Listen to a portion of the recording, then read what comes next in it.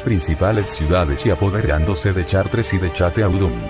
Los diplomas reales de los años 960 muestran que las grandes familias aristocráticas no eran ya únicamente fieles al duque de los francos, como en tiempos de Hugo el Grande, sino igualmente al rey Lotario. En efecto, se encuentran algunos de ellos en las armadas reales, luchando contra el duque de Normandía por cuenta de Lotario. En fin, parecía que Hugo tendía a perder su lugar como número 2 del reino. Dos cartas de la paz de Montierler, 968 y 980, hacen referencia a Heriberto III de Vermandois, entonces conde de Château-Thierry, de Vitry y abad laico de Saint-Médard de Soissons, llevando el título de conde de los francos e incluso de conde de palacio en una carta de Lotario. El salvador de la realeza carolingia editar por su parte, Lotario también había perdido poder debido al reforzamiento de la monarquía otoniana. Hizo una triste figura participando en las asambleas de vasallos y parientes de Ottoni en 965.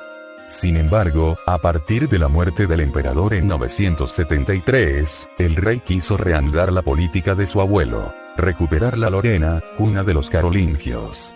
Durante el verano de 978, por razones oscuras, decidió pasar a la acción. El principal testigo de la época, Richard de Reims, explicaba en agosto de 978, acompañado por los grandes del reino, entre los que estaba Hugo, que veía con buenos ojos una riña entre carolingios y otonianos. Lotario tomó por sorpresa Aquisgrán, residencia de Otón II, y se permitió el gesto simbólico de girar hacia el este el águila de bronce que decoraba la torre del palacio, que después de haber sido girada hacia el este en los tiempos de Carlomagno, amenazando así a los eslavos de Moravia, fue girada hacia el oeste por los otonianos, desafiando así a la Francia occidental. Pero tuvo que retirarse rápidamente y refugiarse en Étampes con Hugo. Otón II emprendió una ofensiva, enviando sus ejércitos hasta las puertas de París. Carlos de Lorena, hermano de Lotario, fue incluso coronado rey en Laon por el obispo de Metz, Thierry, pero, a las puertas de París, Hugo Capeto cortó la ruta al emperador germánico que, viendo acercarse el invierno, era el 30 de noviembre, se vio obligado a huir.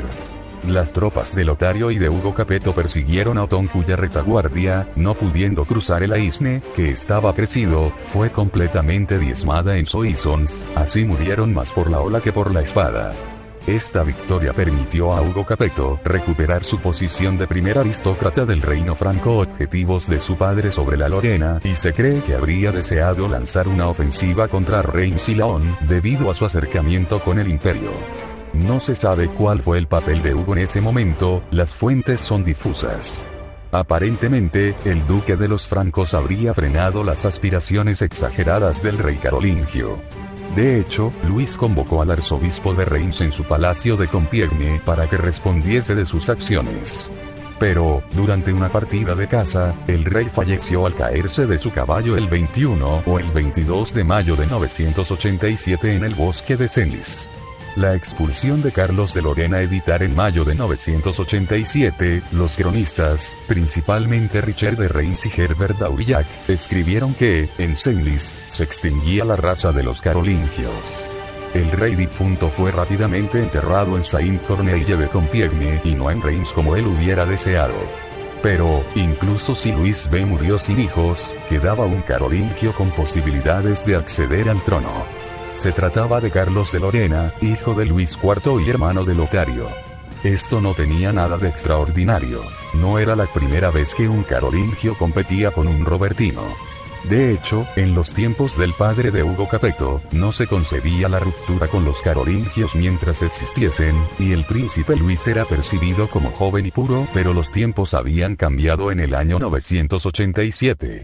Desde hacía una década, Hugo Capeto competía de manera abierta con el rey, parecía haber sometido a los grandes vasallos, pero, sobre todo, su adversario Carlos de Lorena fue acusado de todos los males posibles. De haber querido usurpar la corona, 978, de haberse aliado con Otón II, y después fue acusado de adulterio con la reina Emma de Italia, mujer de su hermano.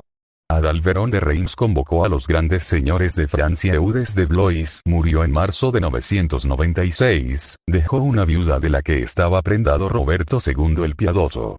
Hugo Capeto rechazó esta unión que le aportaría la Borgoña a su hijo, ya que Berta de Borgoña era su prima en tercer grado, y el matrimonio habría sido consanguíneo. Durante el verano de 996, ya enfermo, Hugo habría acudido con su fiel Bouchard al monasterio de Sauvigny, donde reposaba su amigo San Maiolo, muerto en 994. El rey puede que estuviese enfermo de viruela, Richer testimonia. Hugo, que tenía todo el cuerpo cubierto de pústulas, fallece en su castillo de los judíos.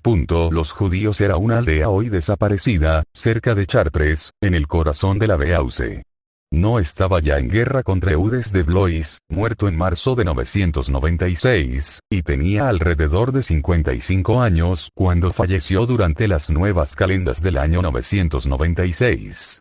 Desapareció sin hacer ruido tras haber superado sin gloria las dificultades que le crearon sus enemigos.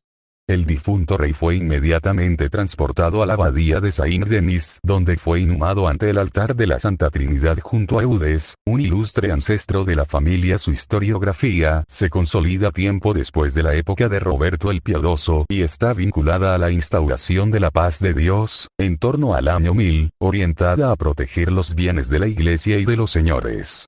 Mientras desde Jules Michelet, los historiadores han sostenido que el pasaje del año 1000 estuvo pautado por un miedo generalizado al fin del mundo, esta tesis es refutada por el historiador Georges Duby y por Sylvain Gouguenein, profesor de Historia Medieval de la Escuela Normal Superior de Lyon. De hecho, durante el fin del siglo X y principios del siglo XI, se vivió el comienzo de un profundo cambio económico y social con un aumento de la producción agrícola y de los intercambios comerciales vinculados a la difusión del uso de la moneda de plata. Del mismo modo, la etapa final de las invasiones vikingas y las continuas guerras señoriales implicaron, a partir de 1020, la proliferación de castillos privados, contraviniendo la prohibición establecida, y la consolidación de la caballería como nueva élite social, cuyos orígenes se remontan al de los caballeros carolingios. A diferencia de su padre, se conservan fuentes eclesiásticas contemporáneas de Roberto el Piadoso que evocan su vida. En primer lugar, la biografía escrita por el Gaudo de Fleury, Epitoma Vitae Regis Roberti Pidi, circa 1033, Abadía de Saint-Benoît-sur-Loire, que constituye un panegírico del rey. Una fuente fundamental se encuentra en Historiar un livre quinque del monje borgoñón Rodolphus Glaber finalizada en 1047. Rodolphus Glaber es la fuente más completa sobre el reinado de Roberto II, debido al uso de la red cluniacense con información de todo Occidente. En segundo orden, también cabe mencionar la historia de Richard de Reims y el poema a Céline del obispo Adalberón de Laon, que fue dedicado al